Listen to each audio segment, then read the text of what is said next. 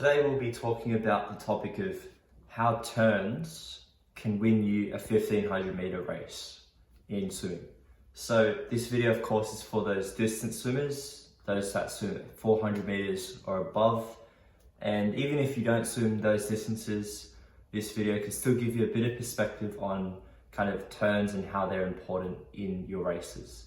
So essentially the point of this video is that turns can be a success factor in winning your races. So much so that they could be more important than your swimming speed. So when I was reading about this article, I honestly didn't believe it myself until I looked into this further. So before, my belief was whoever wins is basically the person that swims the fastest. So if you're swimming at say 1.5 meters per second, and then your opponent is swimming at 1.6 meters per second, then of course, by all means, that person that's swimming faster at the fastest speed will win the race. But to be honest, that's actually not quite the case. And let's start with the facts. So the fastest part of your race is your dive, then it's followed by your turns, and then followed by your swim. Of course, the swim is the biggest part of your race, but there is some notoriety to how important your turns are.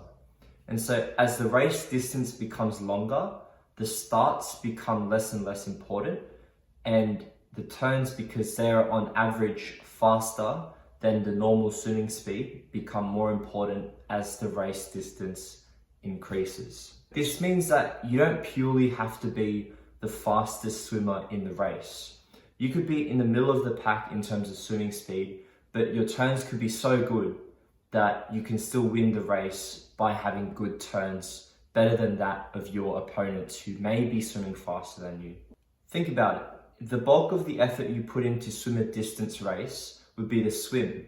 And that's where everyone focuses in on, doing their aerobic sets, improving their kind of capacity to swim faster over distance. But there's not nearly as much work focused on the turns.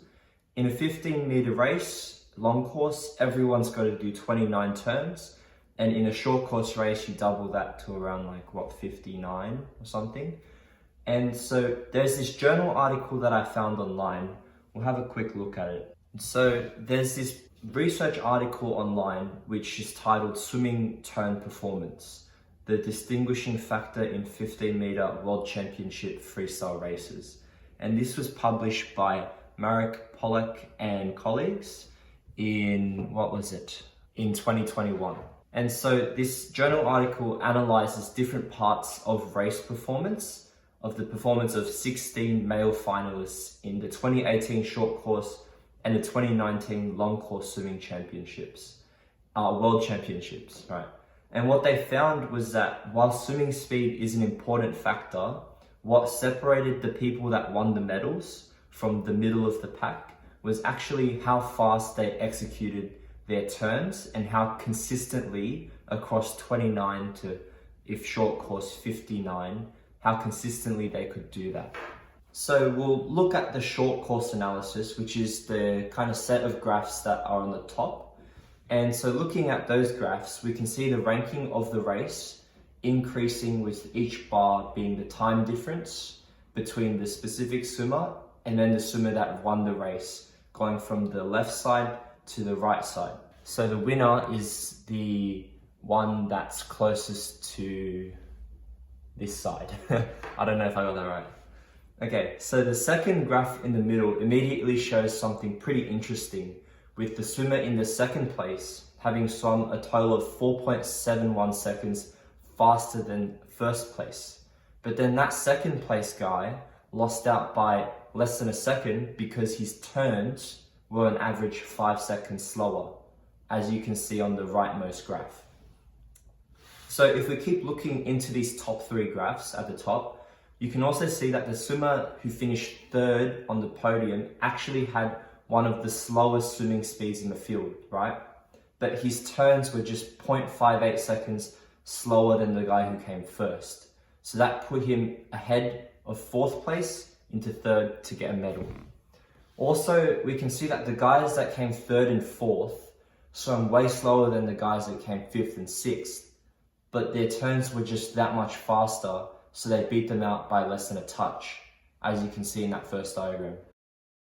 Right, so we're at the long course analysis. So looking at this analysis, the swimmer who lost out by 1 second, right, so probably less than a body length behind, his swimming section was less than 0.2 seconds slower over that 1500 than the guy that won. But his turns were almost a second slower. See, the swimmer who came third swam faster than the guys that came first and second, but was beaten out. Why, right? Because the people that came first and second had turns that were around 3 seconds faster over the whole race. And see, it's these little margins here and there, like what could it be? Having the head up before you start the first stroke. Across 29 turns, if you do that, you can be 0.1 of a second slower, and that adds up. That really adds up to kind of disadvantaging you over the long run. And so I could kind of continue with how important turns are by going into more theory.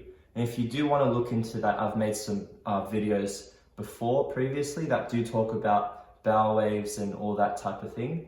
But you've just seen the results of why they're so important. So what's the easiest way to start focusing on your turns?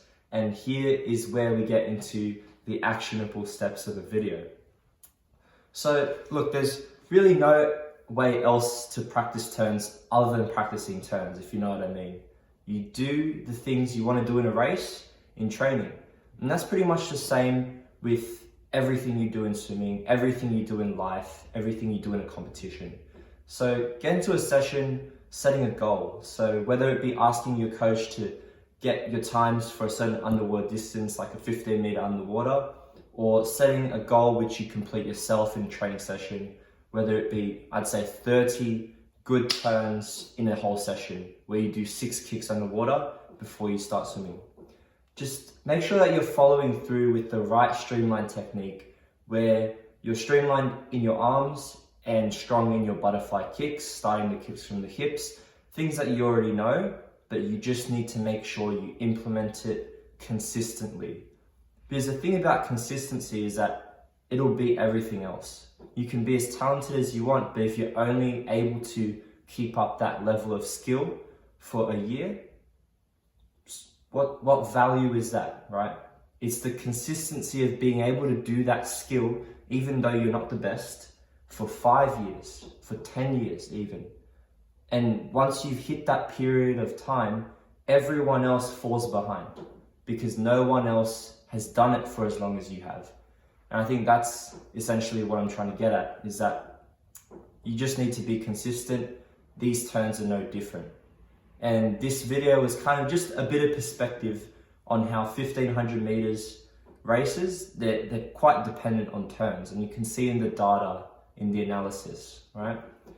So we're at the end of this video now. It's a pretty short one for today, but I hope that you've gained a new perspective into how important turns are, and kind of I hope you do practice that in the future when you're in your swimming sessions. Remember, there's always going to be someone out there that has what you want, that has the successes, the wins, the things in life that you want. And your advantage is that they don't know you're coming. It's kind of like the predator hunting the prey. That's kind of the chase mentality. They don't know you're coming, so make sure you work hard and catch them.